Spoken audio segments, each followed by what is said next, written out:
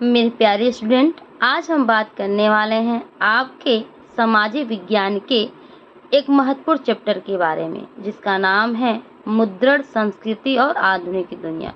बात करें हम भाग 1 के बारे में, तो एक मुद्रण संस्कृति और आधुनिक दुनिया क्या थी। भाषा और लिपि ने भाव व्यक्त करने की कला और शक्ति दी, जबकि मुद्रण ने उसे प्रकाशित करके अमर बना दिया। वर्तमान युग की बात करें हम, जो आधुनिक काल की है, तो मुद्रण संस्कृति का युग था जहां समाचार पत्र, पत्रिकाएं, पुस्तकें, सूचनाएं, सरकारी आदेश, जो कैलेंडर तथा विज्ञापन में मुद्रण कला का आलोक झलकता दिखाई दे रहा था।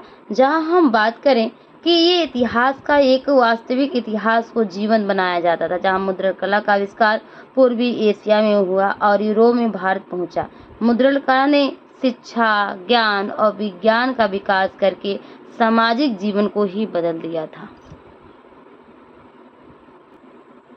अब बात आई शुरुआती जो छपी किताबें थी। मुद्रण कला का विकास चीन, जापान और कोरिया में हुआ था। जहां हम बात करें 1594 ईस्वी में चीन में स्याही लगे काठ के ब्लॉक या तख्ती पर कागज को रगड़कर पुस्तकें छापी जाती थी। जहां पहले छिद्री कागज के दोनों ओर छपाई करना संभव नहीं था, लेकिन बात करें चीनी पुस्तक जो अकॉर्डिंग शैली ने किनारे मोड़कर और सिलकर बनाई जाती थी, जहां पर किताबों को हाथ से सुलेखन या खुशनबी कला में लोग लिखते थे। इसे हाथ से सुंदर सुडौल और एक कलात्मक अक्षरों में शैलों में लिखा जाता था। जहां हम बात करें कि ये चीजें चीनी राजतंत्र की बात थी, जहां दीर्घकाल तक मुद्रित सामग्री का सबसे बड़ा उत्पादन रहा, जहां पर ये बनाई जाती थी। बात करें तो ये चीन राजतंत्र का दीर्घकाल तक मुद्रित सामग्री का सबसे बड़ा उत्पादन रहा, जहां पे चीन ने सर्वप्रथम राजकीय सेवाओं के लिए, प्रतियोगी परीक्षाओं के लिए पुस्तकों का प्रकाशन प्रारंभ कर दिया। जैसे जैसे प्रतियोगी परीक्षाओं में भाग लेने वालों की संख्या बढ़ती गई, पुस्तकों के प्रकाशन की संख्या भी बढ़ गई। ये था जहां 17वीं शताब्दी की बात करें तो चीन नगरी संस्कृति के विकसित होने के साथ ही मुद्रण तकनीक में भी परिवर्तन आ गए, जहां मुद्रित सामग्री का उपयोग विद्वान अधिकारियों के साथ व्यापारी उद्यमी भी करने लगे। जहां सामग्री का प्रयोग पुस्तकें पढ़ना, परिपाटी बनना, जहां चीन में जो नया पाठक वर्ग था उपजा, काल्पनिक जैसे किस्से कहानियां होती थी, आत्मकथाएं, शास्त्रीय साहित्य कृतियां पढ़ने का विशेष चाव था। और धनी वर्ग क्या थी, स्त्रियां भी पढ़ने की शौकीन थी, जहां कुछ तो काव्य और नाटकों की रचना भी करते थे। जहां मुद्रा पढ़ने की संस्कृति का उदय एक नई तकनीक के कारण पश्चिमी शक्ति में अपनी सत्ता चौकियों के स्थान पे लिए साथ मुद्रण कला का भी लेकर पश्चात हुआ, जहां पुस्तकें देने के लिए केंद्र बनाया गया और हाथ की छपाई धीरे मशीनों को यांत्रिक मुद्रण में ग्रहण कर लिया गया। अब बात करें हम जापान में मुद्रण के बारे में, तो जापान में जो मुद्रण कला थी, चीनी बौद्ध धर्म के जो थे प्रचारकों के द्वारा 768 से लेकर के 770 ईसा पूर्व के आसपास पहुंची थी। जहां 868 ईस्वी में छपी डायमंड सूत्र पुस्तक जापान की सबसे प्राचीन पुस्तक कही जाती थी। इस पुस्तक को सुंदर चित्रों में भी सजाया गया था, जहां चित्र कपड़ों, ताश के पत्तों, कागज के नोटों पे बनाए जाते थे। मध्यकाल में जापान में काव्य और गद्य दोनों का प्रकाशन होता था। यहाँ सस्ती पुस्तकें सुगमता से मिल जाती थी।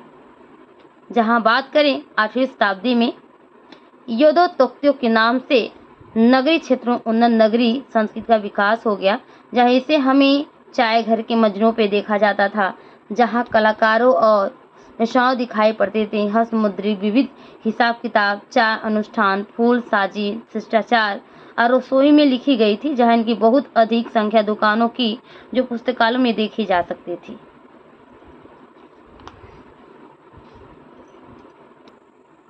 अब बात करें यूरोप में मुद्रण का आना क्या था, जहां वे शताब्दियों तक चीन से रेशम, मसाले तथा कागज रेशम मार्ग से यूरोप जाते रहे। जहां 1295 में प्रसिद्ध खोजी यात्री मार्को पोलो चीन से इटली लौटा, तो वह चीन से वुड ब्लॉक काठ की एक तख्ती थी, जहां मुद्रण तकनीक भी अपने साथ ले गए। अतः इटली में तख्ती की छपाई बहुत ही धूम मच गई थी, जहां शीघ्र ये तकनीक पूरे यूरोप में छा गई थी। जहां हम बात करें कुलीन वर्ग और भिक्षुक संघों के लिए वेलन प्रचलन पत्र प्रकाशित की जाती थी, जहां व्यापारी और विद्यार्थी सस्ती पुस्तकों का इस्तेमाल भी करते थे।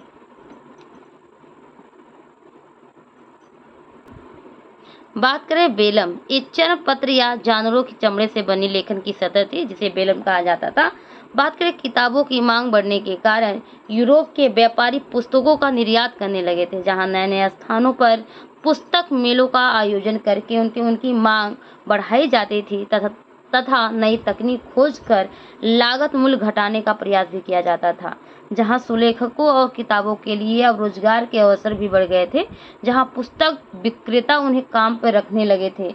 जहां हम बात करें कि पुस्तकों को बढ़ती मांग को हस्तलिपि पुस्तकें पूरा करने में असमर्थ थी, जहां पांडुलिपि तैयार करके का कार्य महंगा पड़ गया था, जहां श्रम साध्य और समय लगाने वाला था, जहां उन्हें रखने तथा एक स्थान से दूसरे स्थान तक ले जाने के लिए कठिनाइयां हुआ करती थी। जहां बात करें हम उनका सीमित सर्कुलेशन चलन पाठकों की मांग पूरी करने में असमर्थ रहा। जहां हम बात करें, ये बात उस समय की है जहां 15वीं शताब्दी तक यूरोप में बढ़ने लगे पैमाने की तख्ती का छपाई का प्रयोग हुआ था, जहां कपड़े, ताश के पत्ते और छोटी छोटी टिप्पणियों के साथ धार्मिक चित्र भी छापे जाते थे।